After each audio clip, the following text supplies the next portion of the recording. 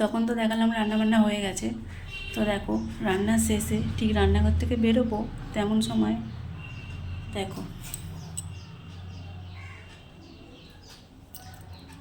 এই যে বরফের মোরলা মাছ, এগুলো খেতে মেয়েরা খুব ভালোবাসে। আর তার সাথে এই এত রুই মাছ কিনে পাঠিয়ে দিয়েছে তোমাদের দাদা।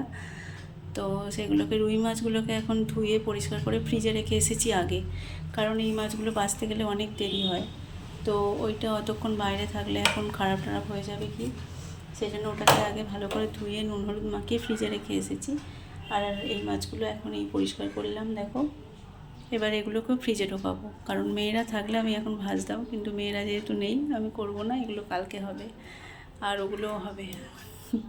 তো এরকম কাজের শেষে কাজ বাড়ালে কীরকম লাগে বলো। সব মাছগুলোকে ধুয়ে পরিষ্কার করে ফ্রিজে ঢুকিয়ে রেখে এসেছি। তারপরে দেখো গ্যাসটা মুছলাম। এই গ্যাস মোছা বা রান্নাঘর পরিষ্কার করে বেসিন টেসিন একদম পরিষ্কার করে নিয়ে রান্নাঘরটা মুছে নিয়ে তারপরেই আমি স্নান করতে যাই। এইসব কাজগুলো ফেলে রেখে স্নান করতে যেতে আমার ঠিক ভালো লাগে না।